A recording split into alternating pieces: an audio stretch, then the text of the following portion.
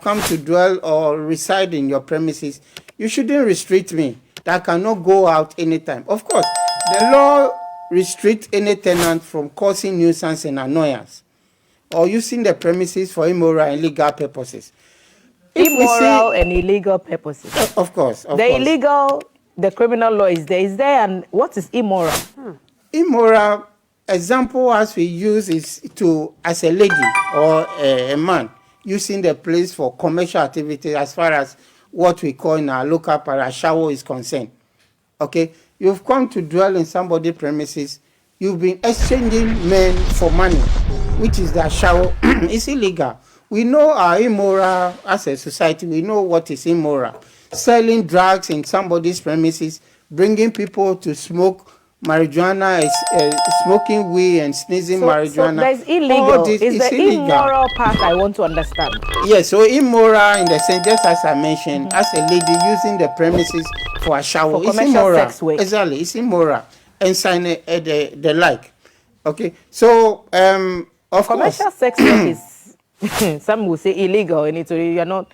The law does not allow you to, take. No, it depends on where you are standing. It can be, it's immoral as we have in our society. I get you. I'm just for the purpose of, Exactly. So the restriction, as you are saying, just as I mentioned, the law requires for you not using the premises for immoral and illegal purposes. Can they lock you out? Can the landlord lock you out? That is where they are infringing on your human rights. Okay? Any offense that is committed by any tenant, the landlord has no right to put the law in his or her own hands. You need to report for us to, as the law has given us, to investigate and make sure that what you are alleging are correct. And then who will aid if the person has to be evicted or the person has to be cautioned. Titi, I understand you have a lot to read through, so perhaps let's take them quickly and then we'll continue. So we are on point 10, and for point 10 it says, can we go back to point 10, please? Okay, so the tenant has a right to inspect the apartment if he or she suspects or has any reason to believe that something is going wrong, which may affect the structural maintenance of the property. 11 says that 3 months to the expiration of the tenancy agreement, the tenant must inform the landlord of his or her intentions, whether he or she will renew the agreement or not. So this is in furtherance of whether you're staying longer or you're ending your tenancy there. We can move to point 12 after point 11, because point 10 and 11. Okay, point 12 does say that if the tenant misbehaves, he or she shall be given the first warning to desist from the act. If the behavior continues, the landlord would have no option than to pay the balance to the tenant. Point 13 says the tenant is to pay for the repair charges of the outside gate and the card whenever it is spoiled. I'm trying to understand what card this is. Whether it's the ECG I think this is a specific, tenancy agreement. So perhaps in that relationship, that may be, because I know of FOBs, so some people use something to access the gate and all that. So it could be the ECG card as well. Point 14 is saying that the tenant shall maintain peace in the premises without making noise or engaging in arguments with co-tenants. Then 15 has the tenant will paint the room after his or her stay. So, is there more? Can we have more if there is more? Maybe that's it then. But the noise, Thelma, and then the demands by some landlords, for certain things, sharing of food, using of items, electrical appliances and all. When does it become a nuisance from the landlord, and what action can the tenant take? That's my question too. Yes. So for the inspection by the landlord, the property, as I mentioned, is for somebody. So if the person feels that, no, you are damaging my property, the person just has to give you a notice that on this date, which should be convenient for you. He cannot just pop in that he hears something, so he's coming to make an inspection. He needs to give you a date or a time exactly for him to come and do the inspection. Because at the end of the day, you move out. And then that 3 months notice, it dawns on both parties that 3 months before the end of your tenancy, to renew, the landlord can give you a notice for you to meet, and then tells you what is in his mind. That at the end of your tenancy, I won't renew for you again. Or you, the tenant, to indicate to the landlord that at the end of the day, I'm leaving or I'll continue. So it dawns on both parties. And then the refund, the landlord cannot just wake up that you are doing this, so take your money and move away. At all points, the landlord, if there's any offense committed, needs to report to the rent control or the magistrate. We need to investigate.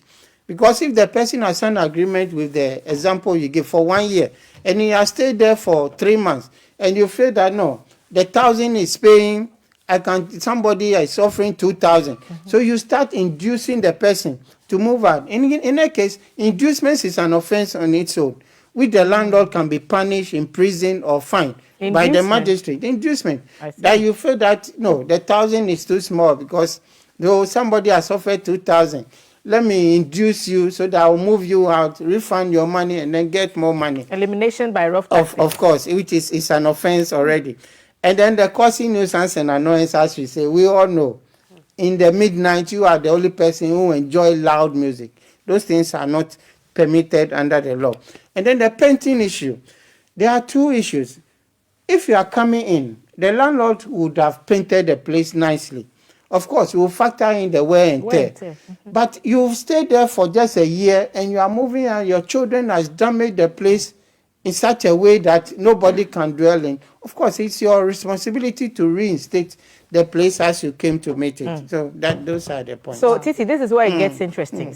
When we posted this on our social media handles and we asked for comments and contributions, they were wild. Okay. So Matiti will read some of the comments on our Facebook platforms to us. And the wild ones that are coming through begins with Oko Bless, where he says, when after renting for 2 years and you want to rent the same place for a year, then the landlord says, boom, no, he's taking 2 years advance. Won't to me. That's to me at two. Won't to me at two. So if you cannot, you have to exit. Emmanuel Gbemu says, I rented a room, paid for it, but other person occupied it. The same room was rented to 2 different people. I reported at the Shaman police station, went to the rent control department, but nothing worked out. The guy upon arrest called somebody who spoke to the police and was released to go. So my money never came and I had to stop following it. That's a really sad one that Emmanuel Gbemu, you had What's to go happening through. here? Mileji Anthony, if I can just bring this to you. Okay. From 170 Ghana cedis to 250 in 2 years increment. Okay, so a number of issues have come to bear here. Somebody, you've already even rented the place, you're already living there, and he says, I want to renew for a year. The landlord says, no. So we are back to the demand question again. Yes. I want 2 years. Yes. So, it's very difficult, but the point is that if you can provide us with evidence, because when we go to the court, only the judge will ask, what is that? That is the rule of the game. Evidence of the demand of more than the 6 months. Okay. Will an oral argument be, of course, or verbal conversation be? Verbal conversation will do. So I can go to rent control and say, my landlord said. So there's no paper of him demanding exactly. If there's a slight recording, of which of all you have to notify the landlord before you do the recording. But when there's a paperwork... Okay, Mr. Landlord, you know that thing you said about charging me 2 years extra? Say it again. And you confirm. And the landlord will say it again. You know, the tenancy agreement can even be an evidence, okay, that you've signed. And it's indicated that the landlord demanded more than the 6 months rent advance. You two agreed that you should pay this. So tell me, that is the gap we've seen, that landlords are just passing at the back of this and charging. So what do you do in this case? You want to stay an extra year. So even beyond the 6 months that the current law accepts or says that you should pay, you want to stay an extra year and you want to be. The landlord says, no, pay 2, pay 3. What do you do? Yes, so at that point, you can come to the rent control department. You know, the law is there that if no offense has been committed by you, the tenant, the landlord has no right to evict you. But of course, you know, the tenancy agreement has a period. You've gone in to sign the agreement for 2 years. Of course, probably you may be paying 6 months interval. And the 2 years has not elapsed. And then within the period, the landlord is now demanding 1 year, 2 years. Well, Oko Bless didn't say he was demanding. He said that they wanted to rent an extra year, but the landlord says he's taking 2 years advance. And if you can't pay the 2 years, just leave. So maybe he's also realized this renew or leave period, that 3 months, and he said that, okay, I think I want to stay. I kind of like this place. I think I like the environment. Okay. And the landlord says, yeah, bring another 2. Okay. So, Tema, you know... So go to rent control. All this boils down to the housing deficit we are facing. Okay. If there are a lot of, or we have enough housing, I don't think these landlords will bully us. Okay. Okay. Bullying is what it is. Yes. So the next one talked about... Can we have the previous one? I talked about... So you rent a room and another person occupies it. Right. And then the same room was rented to 2 different people. So what happens there? There's a lot going on. He reported to Ashama police station, and he said he had to stop. Went to rent control. He had to stop following. This is a typical fraud issue. If a district police station cannot deal with this, I will advise the tenant to move to the headquarters, because this is typical fraud issue. So, Emmanuel, this is fraud. Mr. Kwasu says if your district can't deal with it, take it to the next next level. Yes. And let's take the next few comments. Okay. More comments coming through from Facebook. Can we have them flipping? Okay. Paul Animoon is saying, I'm currently occupying an apartment which the owner is not in Ghana, and when he came back, he said no one is allowed to park his vehicle in the compound. Meanwhile, the compound has a large space for parking. Okay, next. When Kachere Odikro, when I rented in an MP apartment in 2019, the agreement in place going for my stuff from Dansoman, before I could return, he said the room is not out for rent again in less than 4 hours. Odikro moved his things to the place only to be told that, sorry, you cannot pull the things here. Komno Fori says, the only thing I can write is, This man is afraid of his landlord. Adiko Michael Faith, how can a young man just out of school cough 1,000 Ghana cedis a month for 2 years rent advance? It's killing the youth. The government must take deliberate steps to make accommodations affordable in Ghana. Those so-called affordable houses are not affordable one bit, and it's the rich men that are buying it. Okay. So, Mr. Kwasu, do you want to address the landlord said, don't park your car in my house. He has come from Abuja. He said everybody should keep their car outside. Okay. So this has to come in a tenancy agreement.